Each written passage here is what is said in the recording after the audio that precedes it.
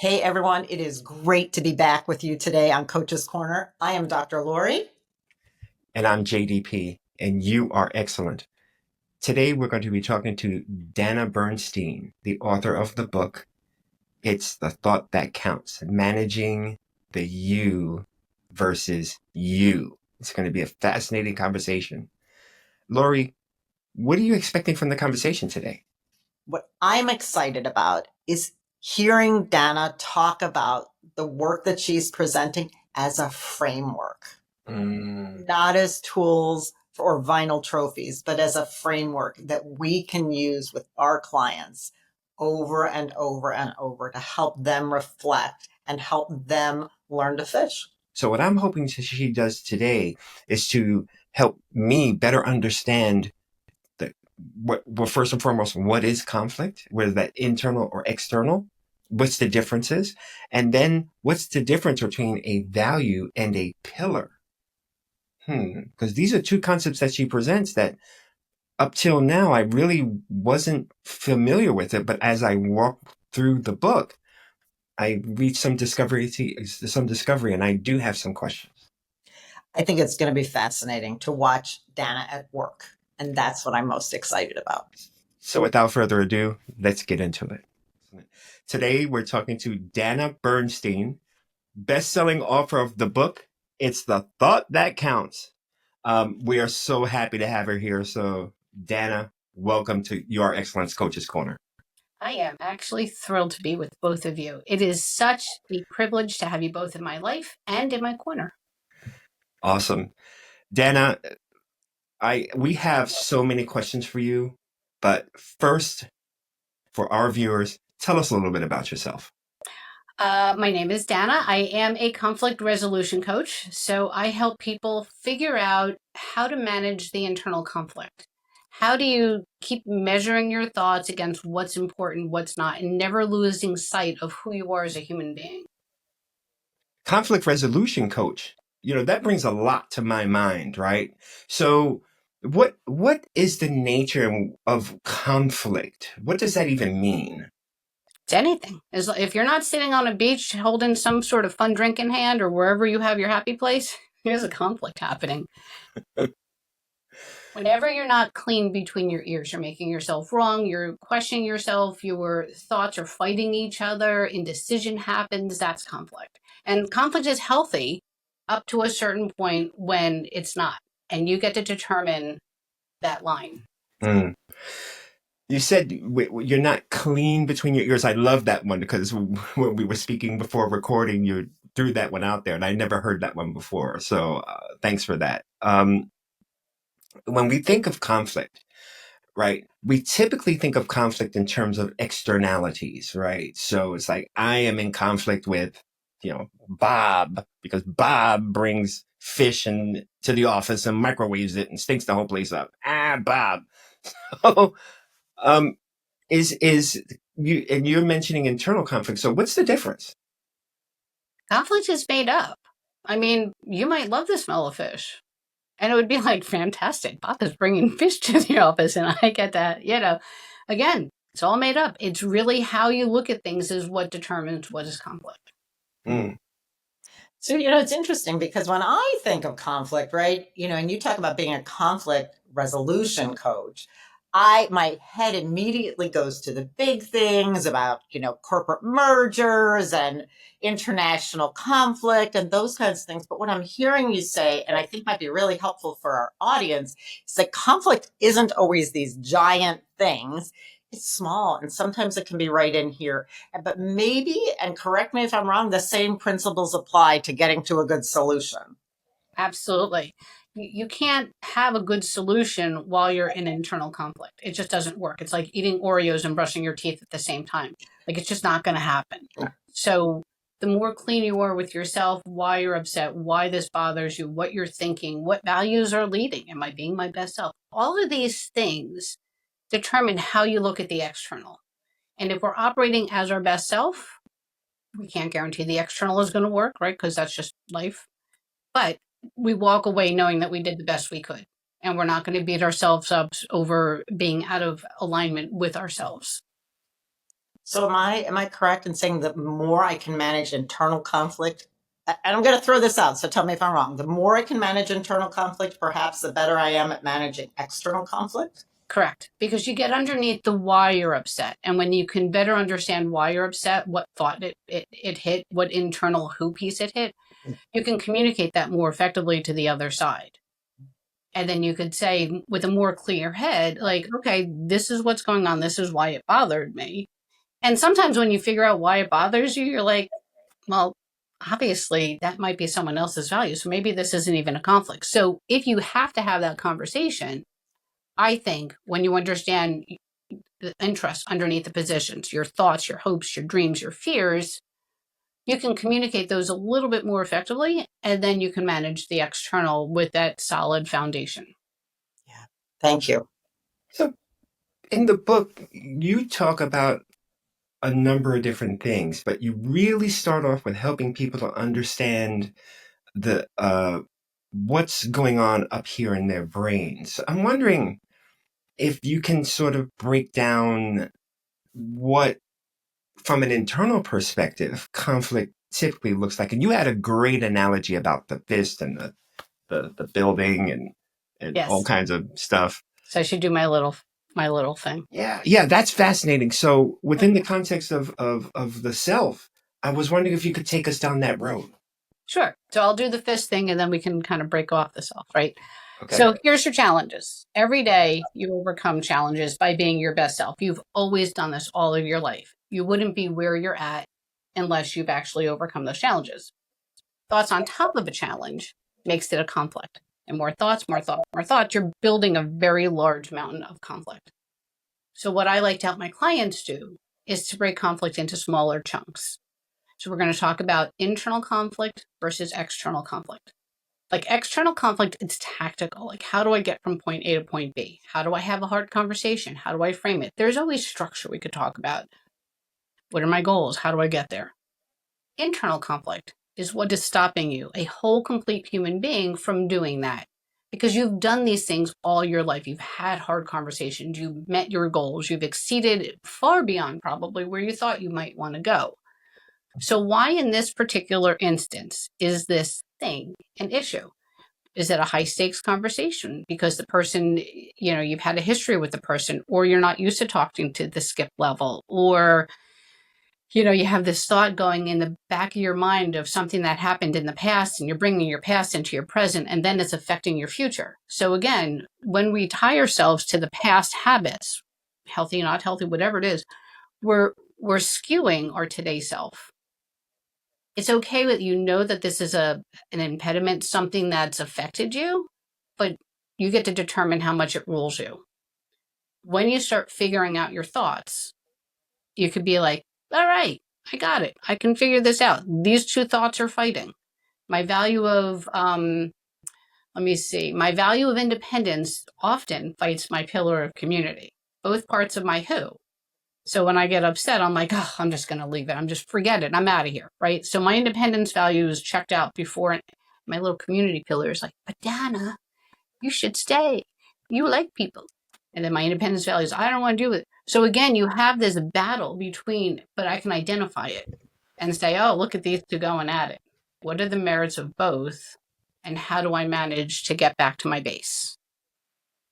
It sounds like this is a lot about knowing yourself, right? And I am imagining, because I felt it when you just talked about that there are a lot of coaches out there, as well as a lot of us who have been coached, who recognize what you just said, recognize that conflict as common. This is something, at least for me, it happens a lot. Yeah, it's all the time. We had this little thought committee running around in our heads saying, different things. And what are they saying? Who's at the head of the table? Is it a boxing ring? Is it a square table, a rectangle table where one person's at the head of it?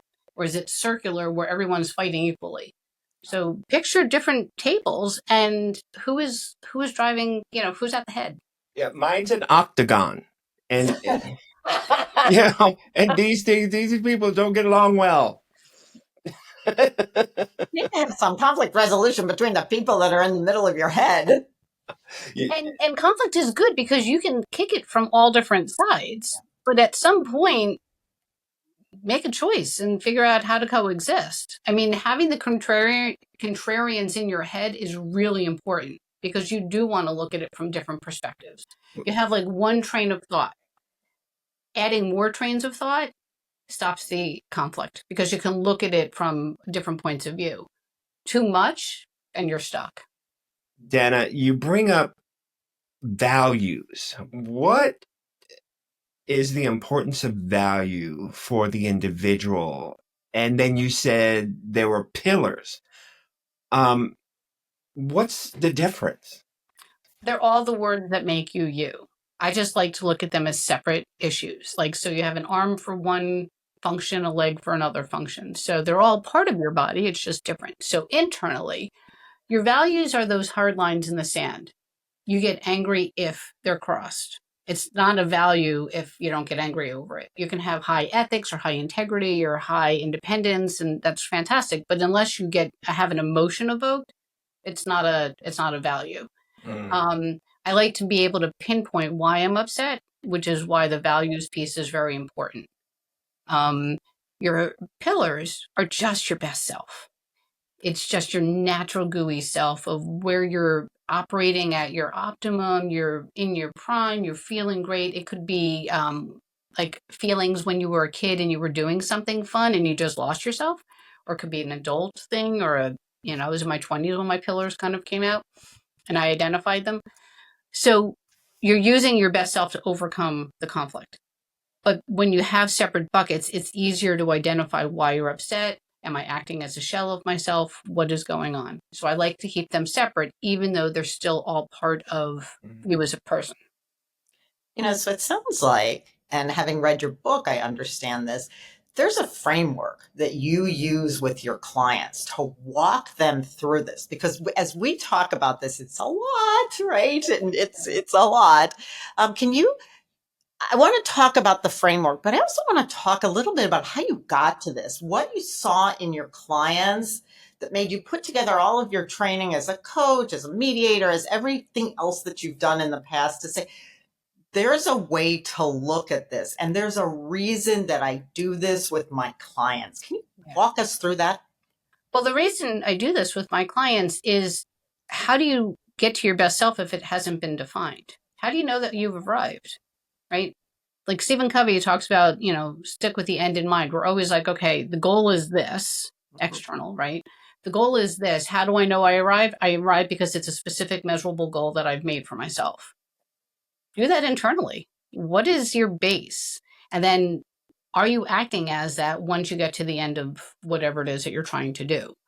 And so I felt like we can look at the inside stuff. So we talk about values all the time. It's important to know them.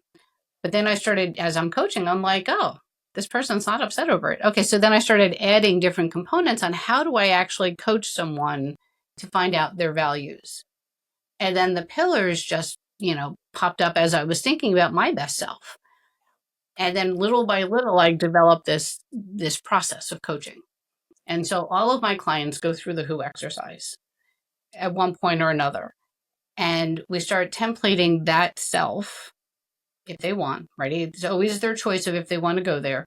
So if they're choosing, we go there, we map out their best self, and then we template it every time they have an issue. So we can go back and I could say, all right, you're talking about X and Y with your skip level. What if you put on the jacket of fearless? Because that's one of the pillars that you had said. Or which value did this affect? If you look at your list of values, can you identify when you've been upset and which value is the one that got hit?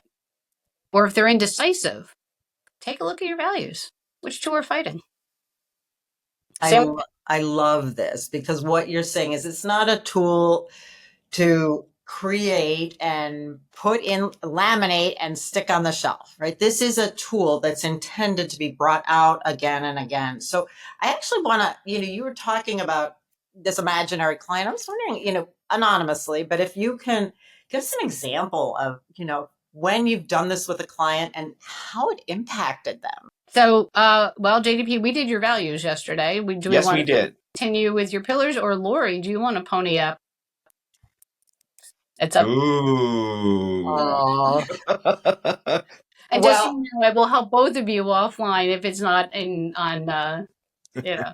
I am always up for a challenge. I don't know if this is intended to be a challenge, but I am always up for a challenge, and I'm always willing to throw my hat in the ring. So I am all in for being the guinea pig. Ooh. Which one? Would you like to look at your values or your pillars?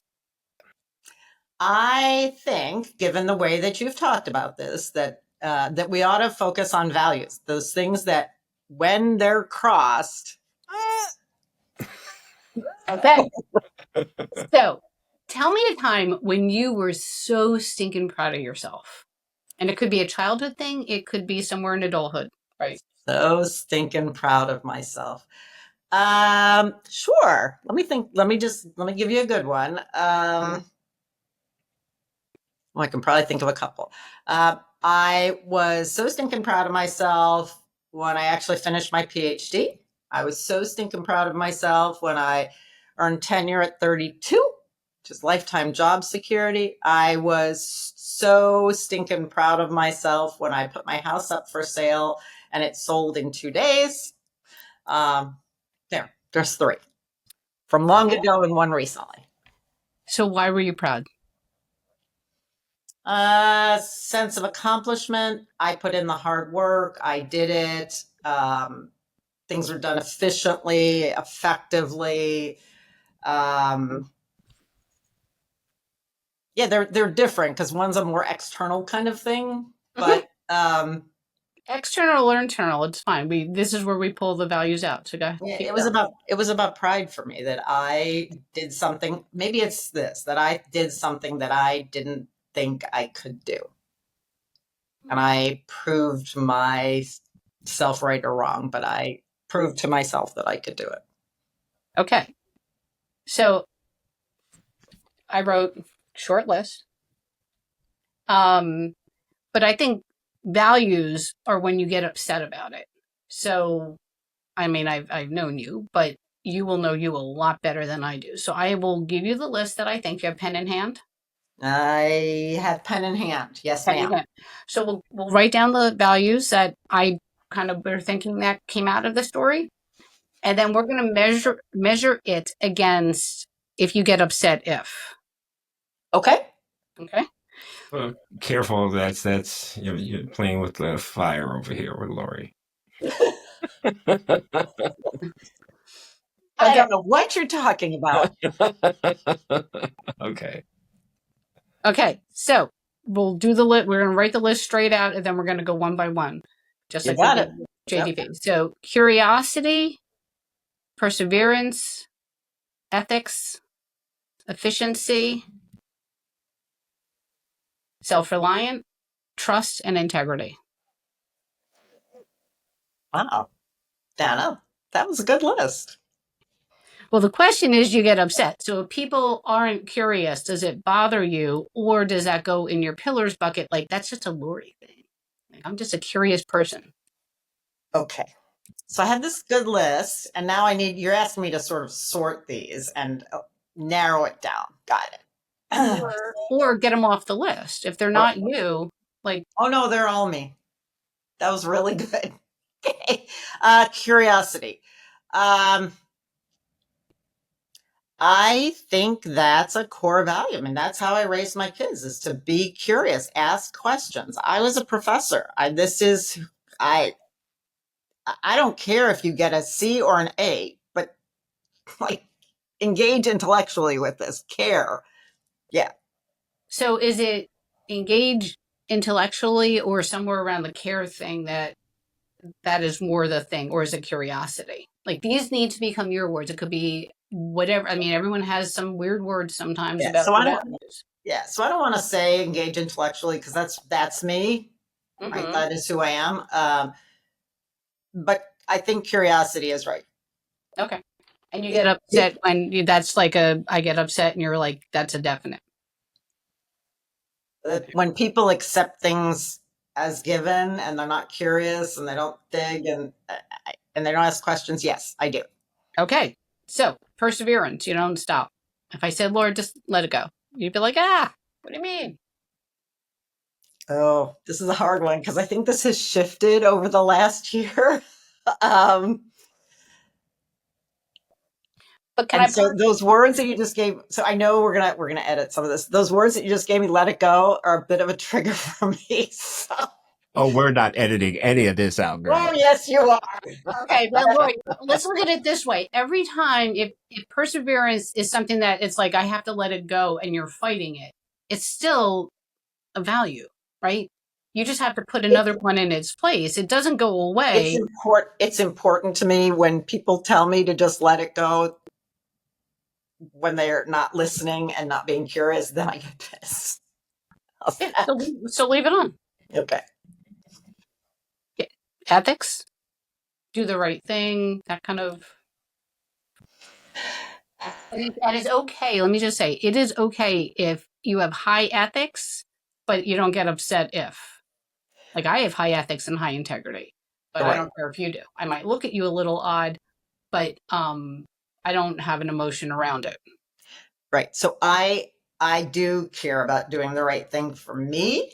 Um, but I also know I can't control you and I can choose who I engage with. So you go off and do your unethical thing, but that means that I choose not to be in your life or whatever. So I don't think that's a value. I think that's a pillar. I prefer to be around people who are thoughtful about what they do. Mm-hmm. Okay. I could be with unethical people and just say, wow, they're unethical, and I'm not going to trust A, B, and C. Like, I could put some boundaries around that. Yeah, it's a boundary, right? I mean, it's absolutely a boundary, but I can't change you. If I need to deal with you, I'll deal with you. But I can still be friends with a person and know that Oh, really. oh. So ethics stays on.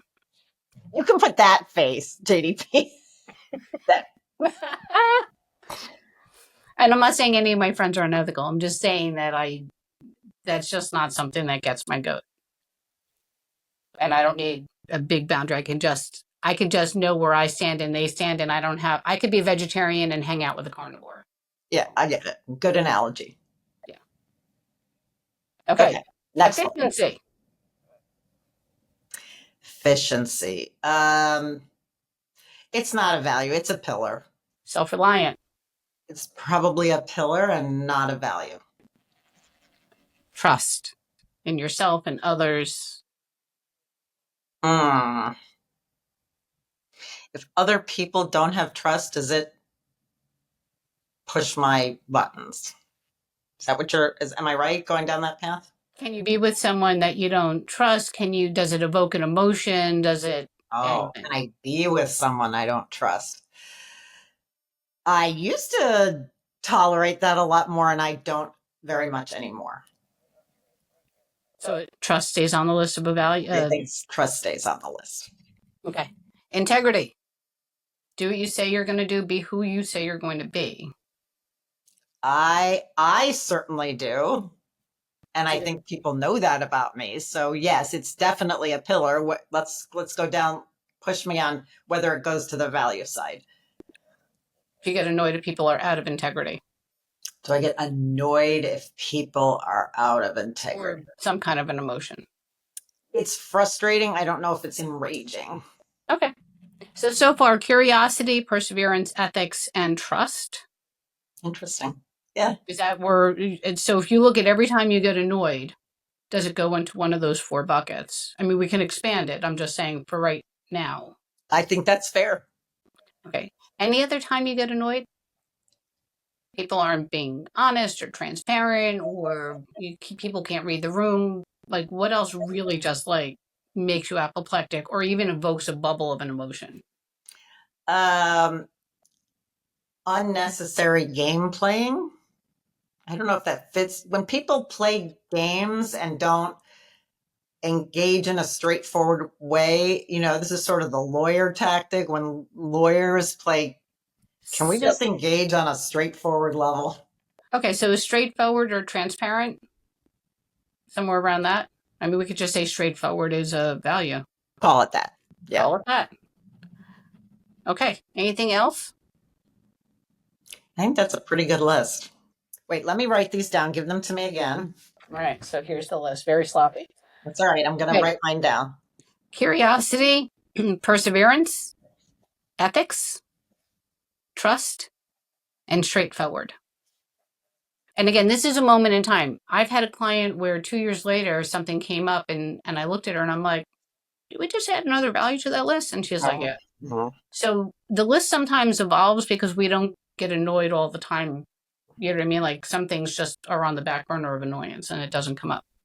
Yes, I can think of a situation that happened last week where someone that I had a personal relationship with put on their corporate hat and instead of asking something in a straightforward way, asked it in a corporate BS kind of way, and I felt like their employee, not their friend. So what did that hit? I think it hit trust and straightforward. Yeah. Yeah. Do you ever hear of a time when two of your values are fighting? Two of my values are fighting. As I look at this list, they're kind of a list of a kumbaya list. They, at least in my mind, trying to give you some good stuff. It's a kumbaya list. I mean, for me, as I look at that list, they generally are holding hands around the campfire. Yeah. Yeah. Yeah. I mean, things affect, things get affected when you're indecisive about something. Sometimes two of those are fighting. Okay, so yes, persistence can fight with being. I'm saying I think persistence can fight with being straightforward.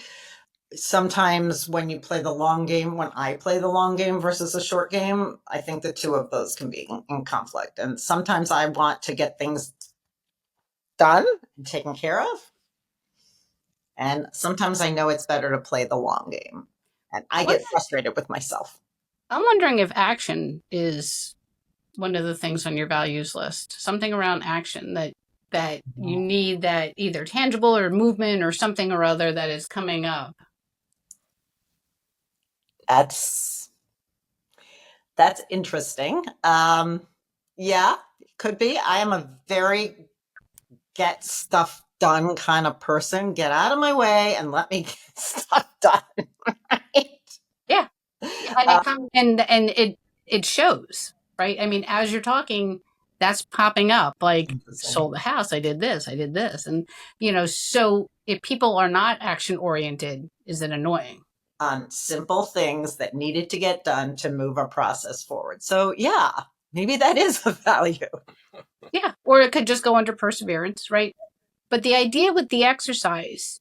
Actually, Dan, I maybe think that forward action and acting is maybe more important than perseverance. All right. There we go. Perseverance can come up. So when you can pinpoint the exact reason why you're annoyed, it takes the air out of the balloon. So we had this thing at, the Rutgers coaching program, and they talked about an elephant and a rider. And the rider is your brain, and the elephant are your emotions. So when the elephant is large, it takes up all the room in your body and your head, and you have very little time to think and process and do because the elephant's like loud and proud and big. So when you pinpoint the why are you upset? They're not action oriented. They're not curious. Hit my trust value. You start understanding that elephant starts to calm itself down. It de-escalates itself a little bit.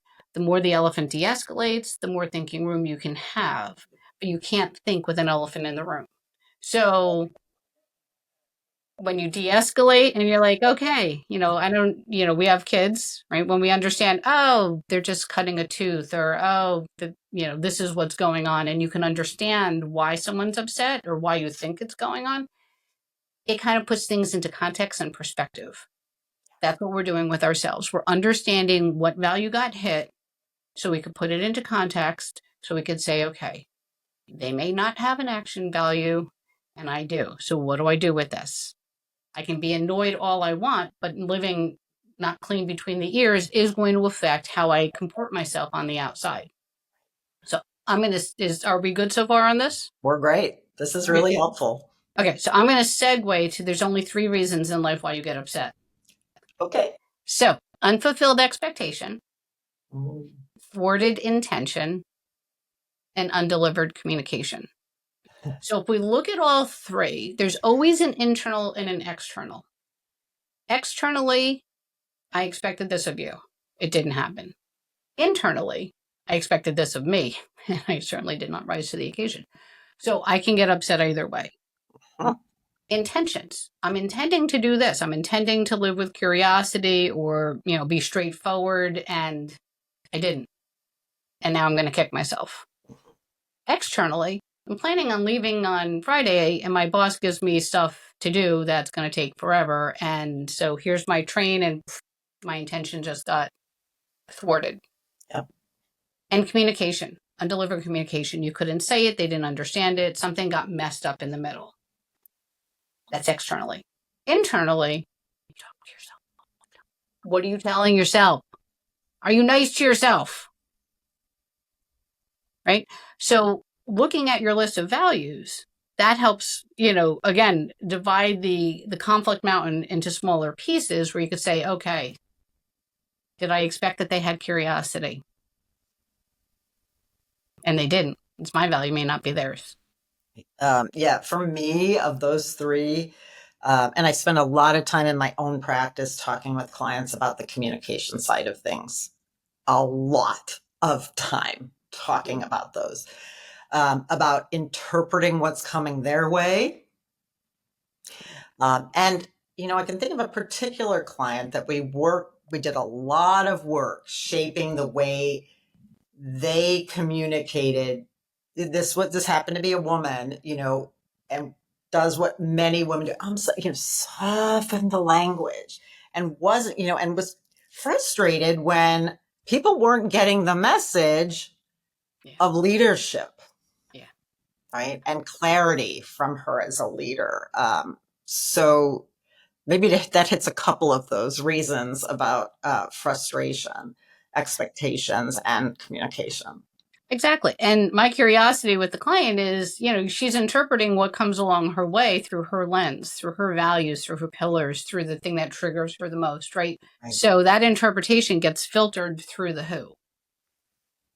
If it's not against her internal alignment, like you're straightforward, so that might have hit one of your values. Like if you were straightforward, then, this is what could result from that. But maybe straightforward's not her way of being. Right.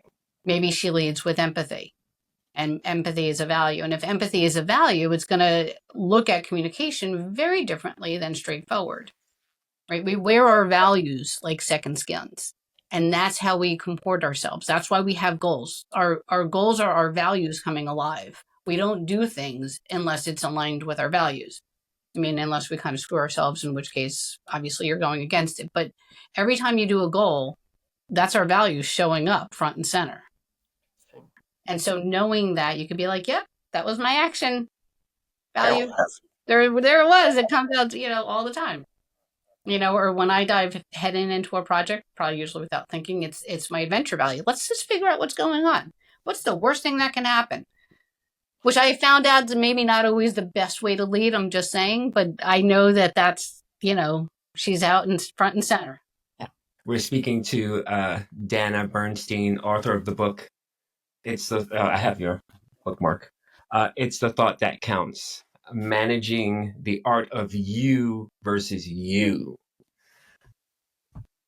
Dana, I don't mean to step all over your extraction of Lori's values and pillars here, but one thing that Lori mentioned, and I'm very curious about, is in the book you talk about emotion. I feel that men might have a harder time getting in contact with their values and their pillars and their emotions, particularly because we're taught to suppress that and that, you're a man. Question that I have is are you noticing a difference between the women and men as they respond to the who's and the pillars? No. Coaching, it's a safe space. It's your private, confidential space. And we treat it as such. And the guys open up just as much. And they get in touch with themselves and they figure it out. And everyone's a little bit different, right? So across looking at some of the male who's versus the female who's, they're all different. I mean, I had a guy who's like, enough, not more is his value. Like, values don't come in buckets. Like, you can't look at a list of 50 and pick out your values. Your values are when you get upset. Another person read the room. So people can identify when they get upset. They're in coaching because they want to figure out a better way forward. You can't unscramble an egg. So conflict is always solved forward facing, never rear facing.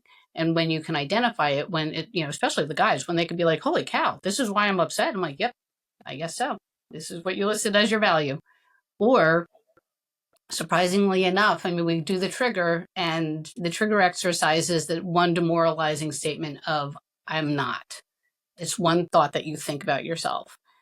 And whenever I'm doing a workshop or a webinar, I usually keep that, we don't do that exercise because sometimes it's a little bit too hurtful. But when my male clients identify it, they're like, holy cow. And I'm thinking, you're a senior blah, blah, blah in whatever company, and you're like feeling an I'm not good enough of some sort. And it's always surprising to me that we all have it. We all get demoralized by our own thoughts. And it's interesting to see when people can look at the trigger or their values and pinpoint it and then just get themselves out of the soup. So all the stories in my book, you could see they're different stories of how do people pull themselves out using their values or being their best self or identifying what's bothering them and in an instant saying, that's just not working for me anymore. I can, as you said, the I'm not. What happened in my head was, I don't know what I would say to Dana about this. And then I realized something, that what I would say is, I'm not brave enough. And what a lot of people who would look at me and who've seen me and do things are like, you're so brave, you do all this stuff. But in my head, and I think this is sort of the point about coaching being the safe space. In my head, there are plenty of times where like, I'm not brave enough. I should have done this. I didn't step up. I. And this disappointment in myself, right? I'm not. I should have been, So regardless of how other people see us, that's not sort of the point of what you're talking about. It's what's going on in here and what's going on in your heart. You can only wear your jackets. It's like Cinderella. It only fit, she only fit one person. So there we are. So these are your jackets, and you wear them, and you could say, oh, look at the I'm not brave enough coming out.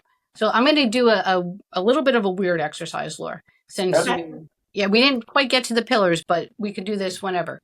Okay. Tell me your absolute favorite food ever. You can eat it every single day. Oh my God. Okay, I'm a foodie. This is a hard question. Cheese or ice cream? Can I have two? You can have as many as you want. Okay, I'm a dairy girl.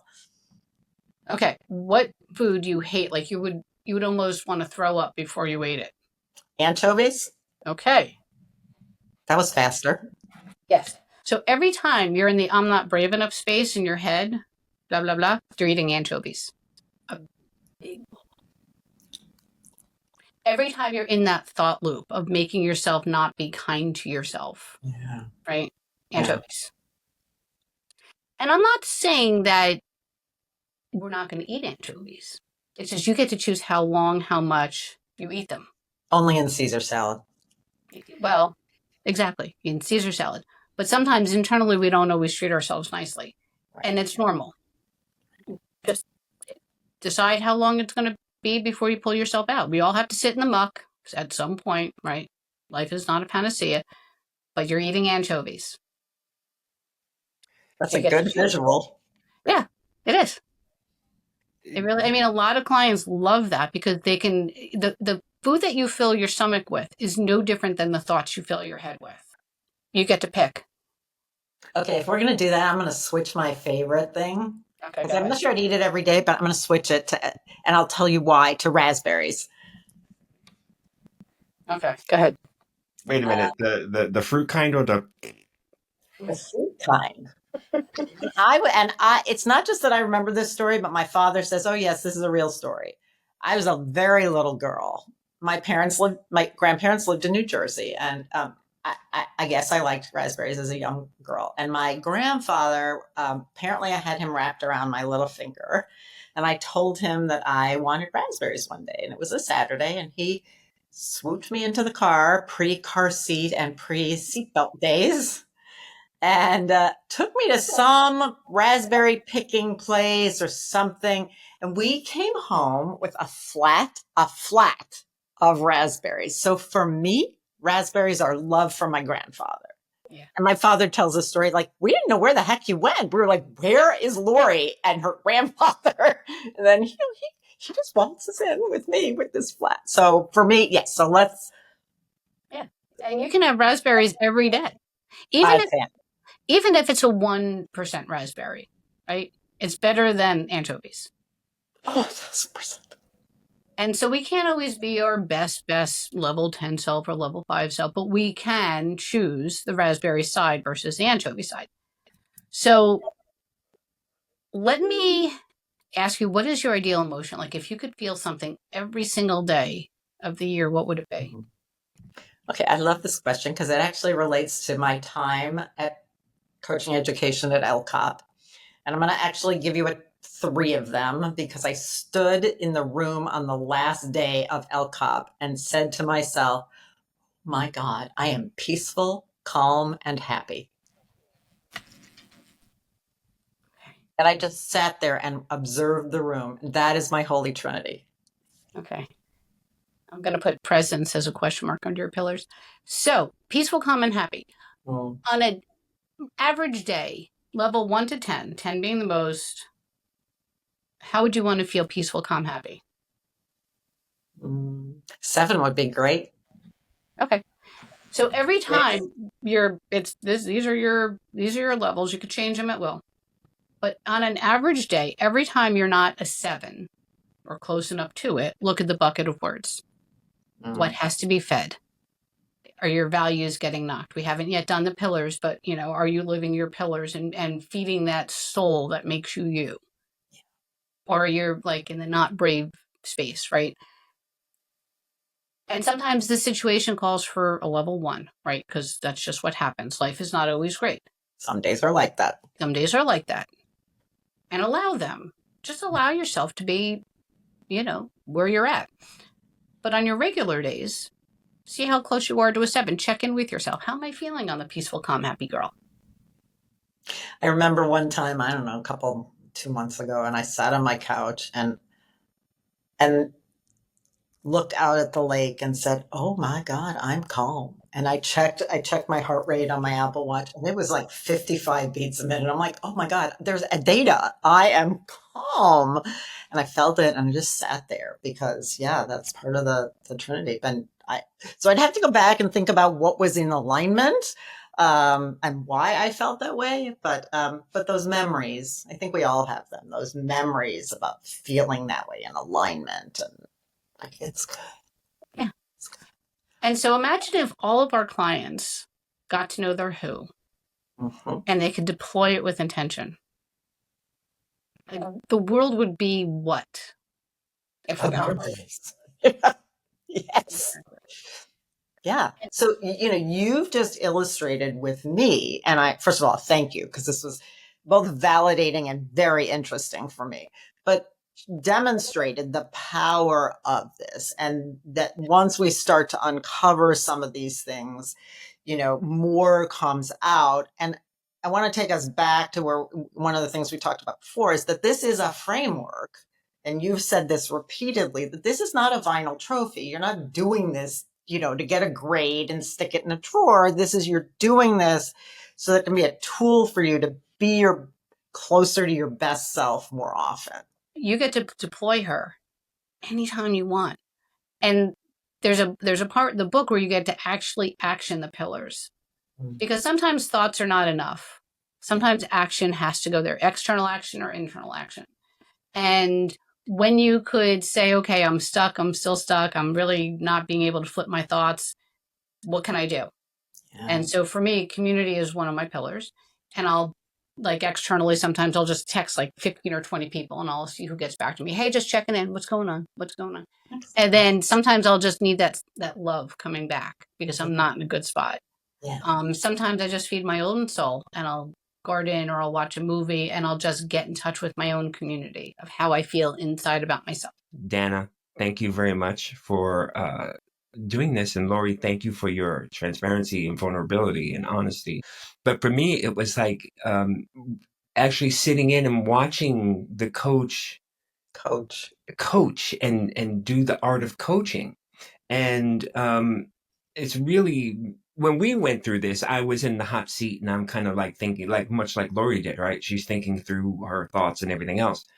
But when I saw her go through her process, and I'm remembering my own, going, oh my God, like this is deep. So Dana, my question here is, what resources are available for folks that might want to take a stab at finding out their values and their pillars? So one of the things is, okay, this is why I wrote the book. I have a client and it started out with a meme, and I'll tell you about the meme, but we started talking about all this and she's like, is anything in writing? And I'm like, no. And then we started talking about other things of like no one, I'm going to curse on air so you can edit it out, but she says, no one really gives a shit. I said, you can look at no one gives a shit in two different ways. Like, yay, no one gives a shit. I could do my thing. Or, oh, no one gives a shit. Right? So my client sent me a bracelet that says, nobody gives a shit. Whoa. And so, and actually on my folders, the book is titled No One Gives a Shit. You can't find it under the real title. It's under No One Gives a Shit book. But I'll text you a picture if you don't believe me. But I was talking to one of my other LCOP sisters and I was like, oh, I'm bored right now. And I said, maybe I'll write a book. My client was asking me about like these pillars and the trigger and all that stuff. I'll just write it. And then I started writing. I actually wrote it as a slide deck. So the first iteration was a slide deck, and then I transferred it, and then I was road testing a lot of stuff to see like, does this exercise work or does that exercise work? So I kicked the tires a lot. I have 2,100 hours of coaching. I've been using this method for most of it because it was really trying to hone in on how to help people figure out who that best self is. It was like, oh, just put your best foot forward. Well, what is that best foot? Did you define it? You want to go to the store and buy something. I want to go to the store and buy milk. You know you're successful when you bought the milk. It's in your hand. I got it. No matter how long it took you to get to the store, it could have been detours and roadblocks and all sorts of stuff, but you know you were successful when you bought the milk. Internally, same thing. So here's my question. I told you this exercise was really illuminating for me as a client, right? In my role here as being coached. I am curious enough now to say what are some best tips and techniques for me to try this out with my client? What advice do you have for other coaches who say, oh my God, yes, I'm not totally 100% in. I got to try this and see if it works for me. But how can I best set myself up for success in using these tools with my own clients? Just do it. I mean, we do values coaching all the time. We learn how to do it. Now you're adding in another twist to say, do you get upset if? And that's in the book. So look at the questions in the book, play around, try it. On the pillars, I usually have the clients lead because they can identify that probably easier than the values. But the values, just listen in a little deeper and see what you could pull out. And if you're stuck, you ask your client, okay, when do you get upset? I did this on one of the LCOPs, and I was, barter coaching, whatever. And I couldn't get to her values for anything. She was just not coming. Nothing I wrote on the paper was working. So I flipped it and I said, okay, tell me every time you get upset. And then she was able to knock that out and figure it all out. I was like, yeah, all right. For coaches, deep listening. See, right. So I heard two things in there. Keep listening and ask powerful questions. Keep asking. Use the tool. Try it out. Try it. I heard you say something really important. Just do it, right? It's the old Nike slogan. Just do it. Yeah. Practice it. Try it. What's the worst thing that can happen? You've asked some really powerful questions and you've had a trusting conversation with your client.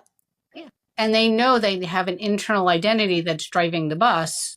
They just have to figure out, A, who has the keys and who's in the driver's seat and who got shoved in the trunk that should probably be further up. Coaching is all about the client coming up with their ideas. And sometimes the values are a little harder to pull out because like it's just a weird thing. But the pillars, you can ask the questions a little bit differently where the client could do it. But then what I would suggest for our coaches is for the coach to keep a list. So this is my sloppy list, right? And if the client doesn't mention something on the list, say, can I add a few that I've heard? And then go from there, right? I just found it works. The pillars, it just becomes easier. And the trigger and the ideal emotion are obviously all client led. They can usually figure that out. And sometimes it takes a little bit, but they're usually able to figure out what demoralizes them the most and what they want to feel every day. Okay, pillars. Pillars. Let's do this. Laura, Okay. you ready? I'm ready. All right, here we go. Okay, tell me a time when you were so you, like it was time melted away. You were just doing your thing. It could be a kid thing, like strawberries with your grandpa, raspberries with your grandfather, or an adult thing. But like time melted away. You had nowhere to go, nothing to prove. Well, actually, the one that I'm thinking about is a work-related thing that it was a big project that I led for 2 years, and I got up in front of, well, I was a former faculty member and an academic executive, and I got up in front of all the faculty and all the senior leaders and introduced this project and led people through this. And I remember going home and we sat at a restaurant and I had a drink and I was like, that was it. Oh my God. I was good. Okay. All right. So I'm going to pause here, explain it a little bit, give a little context, and then I'm going to throw the ball back at you. Okay. So we all have an internal and an external identity. So externally, I'm a wife, mother, and daughter, brown hair turning white. Oh, yeah, I know. Age, horrible. And a few wrinkles to go along with it. That's external stuff. Internally, who I am is community, passion, laughter, and peace. So I'm all about bringing people together. I'm like one of the border collies and I go to the gym and we have a group. We're all going out like once a month. There are LCOP, obviously, you guys are really important community. Girl Scouts, another community. So the more I could build community, it just feeds my soul differently. Laughter. I like laughing. I like make people laugh. I am not funny. I just do inappropriate things usually to make people laugh. So there's that. Peace. I don't do BS. Just don't sugarcoat it. Direct, easy. Don't, And what I learned while writing this book is independence value helps my peace pillar. Because as soon as I'm feeling out of peace, not peaceful, my independence value is coming in and starting to blaze away. And passion. I only do things I'm passionate about. I have a very hard time doing things that I don't enjoy. So I have to keep flipping my mindset to get me where I need to be to get the thing done. Right. So those are my 4. I'm going to be asking you to do yours. Sometimes, if you're stuck, think about your loved one, like one of your favorite humans, and what are their key core attributes. Mm-hmm. And if you can describe them, that's where I'm aiming. Mm-hmm. Right? So for you, externally, mother, worker of some sort, degree of some sort, blah, blah, blah, coach. You want me to give you those? Internally, who are you? Oh, internally. Now we're going inside. So I like the idea of thinking about some of my favorite people. Present. Yeah. Present. Being present. Kind. So if you weren't being kind, I'm going to throw you a lifeline on this. If you weren't being kind, would you be you? No. Exactly. Do you get upset if other people aren't kind? Generally. It's a value. Well, Kind is a value then. oh, okay. Yeah, I really have a problem with nasty people. So kind is a value. So that's why, you do these exercises almost in tandem because the list flips back and forth, right? Okay. I think I'm going to need some coaching. So, Okay, so if you weren't being present, would you be you? if I wasn't being present, would I be me? I mean, there are times when I'm not fully present, but it's important to me to be present. When you're not present, does it evoke internal conflict because you're being a shell of yourself? I notice it in myself when I'm not being fully present with someone. And yeah. That's the point. When you're not being you, you're annoyed. Yeah. And so that's where we're aiming is who is that internal person that if you weren't being you, what are the words, that it would just be like out of character.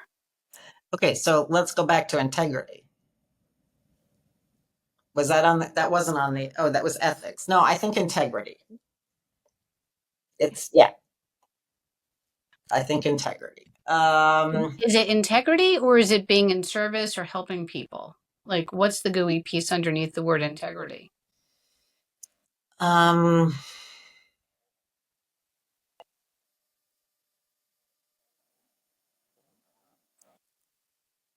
pausing because this year has been a lot of self-discovery. And what I would have said to you a year ago is not what I would say to you now. So I would have said being in service to people and that kind of giving was a pillar. When you're not being in service or you're not being you, regardless of the circumstance, you can dial it up not anymore. Not anymore. Okay. I will do that because how do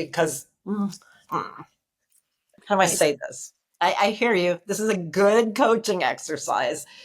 This is good because you're making me struggle with this. So coaching in action, people.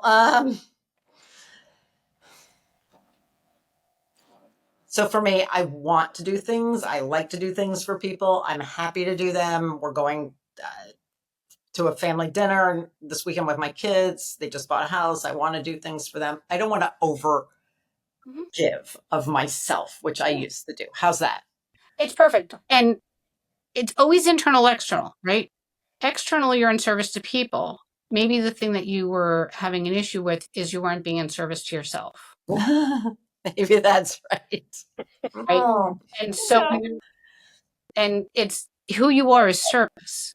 Just because you had a hard year, dial service inwards or face it inwards and say, how do I be in service to myself on this one? And that's where the balance is. I buy that. Right? That's true. I could be a 90% community to others, but I face it in 10%, right? Or sometimes it's the opposite, that I need to be really with myself for a while. So maybe being out of balance was good, but you were still in service. That's who you are as a human being, is someone who is in service. I think that's probably true. Okay. So now we face her inside. Mm. And you start feeding that peace. Mm-hmm. Oh, I spent a year doing that. We're working on that. We've got to come work on some balance. But yeah. Anchovies. Ooh. Anchovies. You can't take out key pieces of who you are just because you've had a bad year. You've had a bad year, maybe face them inwards and give the love that you would give to other people, but direct it inwards. Bring the raspberries inside. Bring the raspberries inside. Kick the anchovies to other people. I love this imagery. And I can imagine that I am not the only one and that you've done this with where people are like, oh. So present, service. What else is so you that it would be out of character if you weren't that? Some kind of creative expression, creativity. Mm-hmm. Again, something that I think 5 years ago, people would have looked at me and gone, really, that's you. But it is really me underneath, right? It's the cooking that J.DP was mentioning. That's my creative outlet. And when I go to my happy place in Northern Michigan, I am an all arts and crafts girl. And I am like the happiest person doing that kind of stuff. Whether I'm good at it or not, it doesn't matter. But Yeah, so I think some creativity, but it also comes back to my professional life in terms of being creative, in terms of my writing work and all kinds of things. Can I add another thought in there? Sure. So when you're cooking, you're doing that to feed people and to show them Abs- love. Absolutely. So is there something around the reason why you love cooking and helping, filling people up or giving them love or being like, is there something aside from being in service? Is there something around cooking? Oh, it's absolutely a way for me to show cooking is love for me. Yeah. Cooking is absolutely love for me. Yeah. I mean, So I give people loaves of my bread. I know I owe you, J.DP. I know. me too. I know. I just haven't figured out how to mail them yet. Yeah, me too. I don't like cooking. I quit cooking during COVID, but that's another story. So who you are, is it love? Oh, that I don't know how to answer that. Okay, can you push a little farther? When you're not cooking or love, right? We can call cooking love. When you're not being that, are you being a shell of yourself? Maybe, because that's how I feel about my granddaughter. Yeah. Right? It's just who I am. I'm there for you. I mean, yeah. You just love Yeah. your students, your kids, grandkids, yourself, right? Base love inwards. Raspberries inside. It's all about raspberries. Pick their anchovies out. Bringing the raspberries. Exactly. So far, who you are is present, service, creative, love. I mean, these become your words, not mine. So you have to say, this feels like the right jacket. If it doesn't feel like the right jacket, we take it off. There's nothing wrong with taking it off.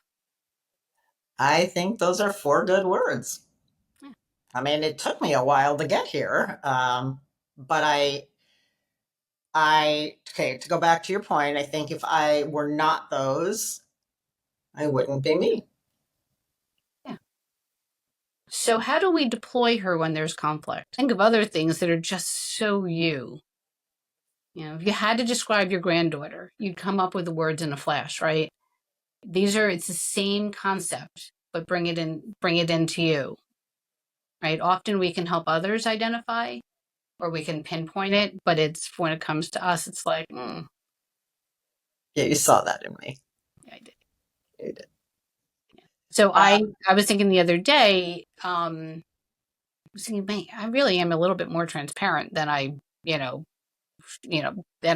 other people, right? And I'm not sure if that's great or not great. I'm like, I wonder if I should add that to the pillar list, but I'm realizing that it actually falls under peace because Huh.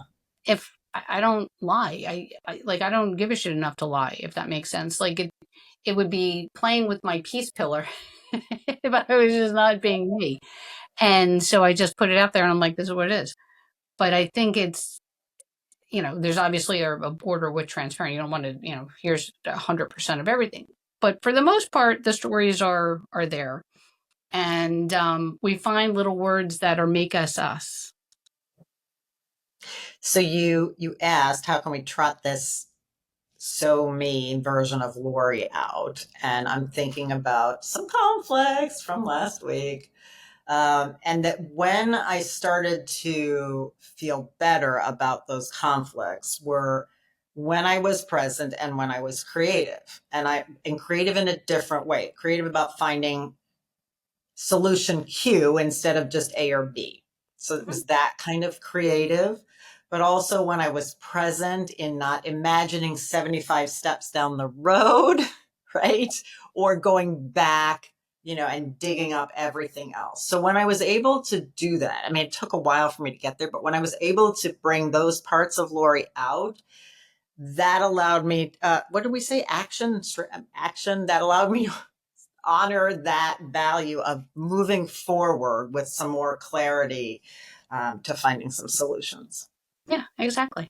Exactly. And sometimes when you want a frame of communication, pick which one you're leading with.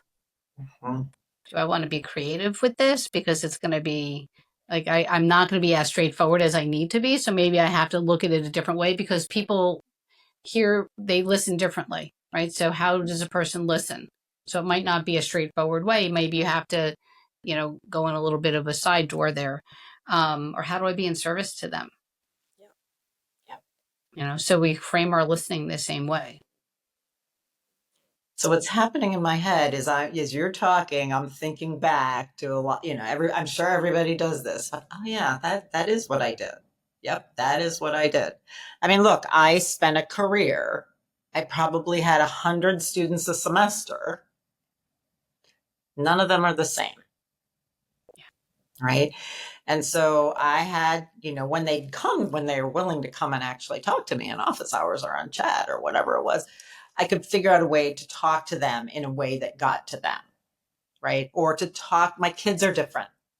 John, you have 3 daughters. I have 2 sons. None of them are the same. They're not. Nope.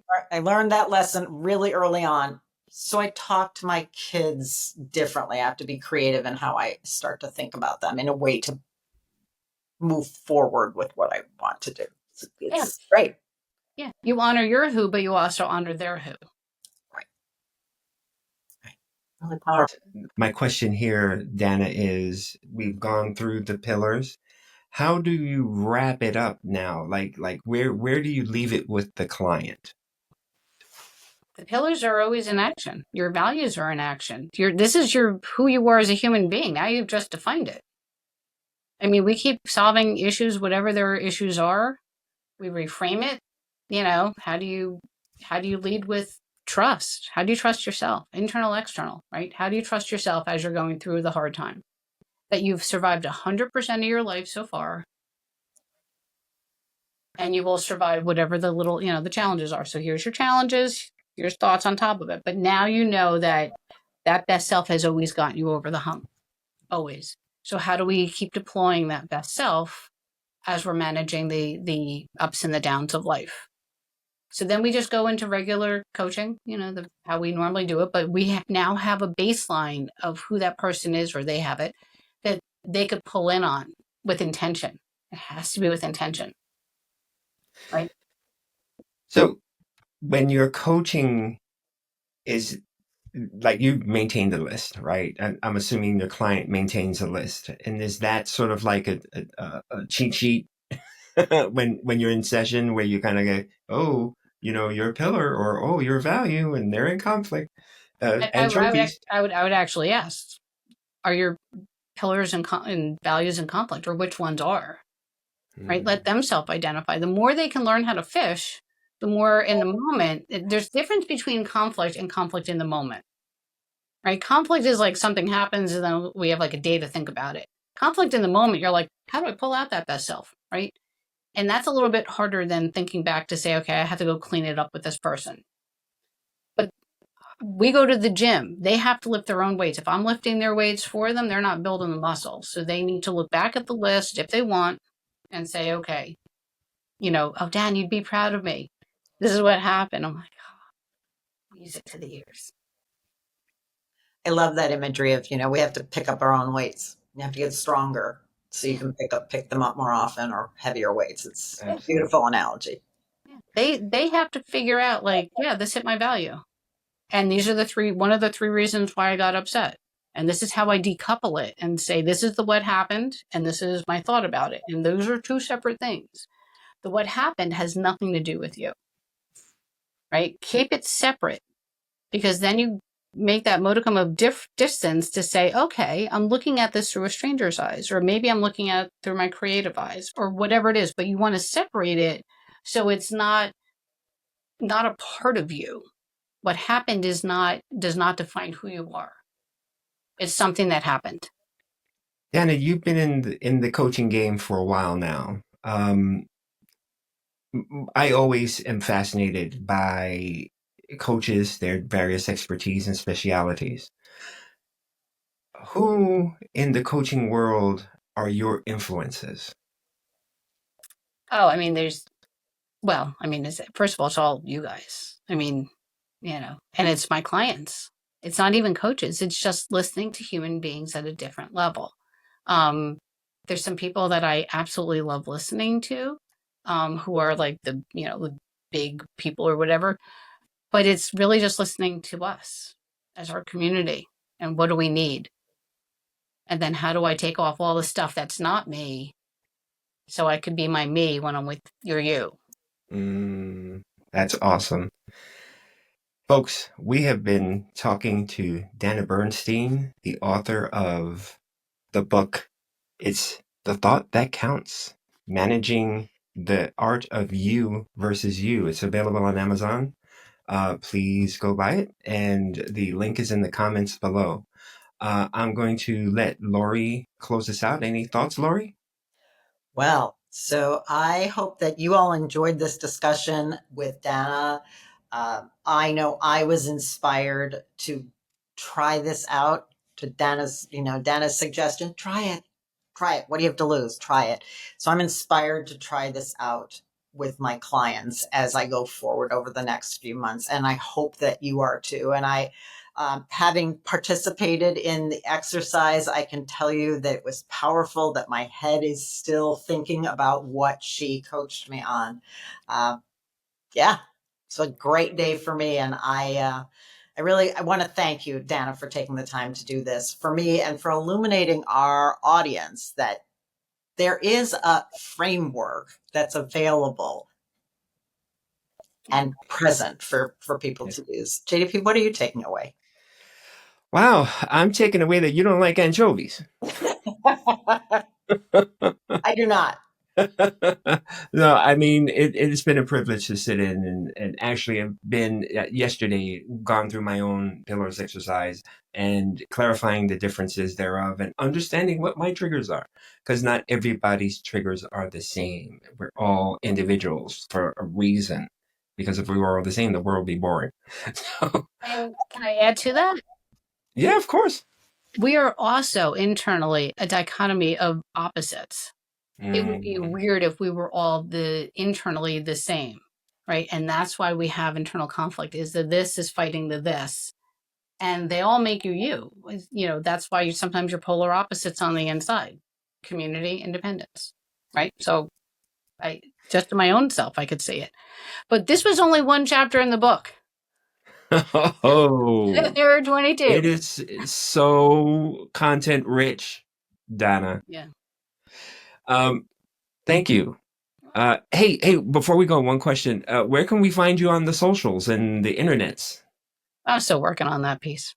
Well, that was a fantastic conversation with Dana Bernstein. I really enjoyed that. And I know that my good friend JDP did as well. So until next time, I'm Dr. Lori and I'm your coach, JDP. And always remember, you are excellent. We'll see you next time.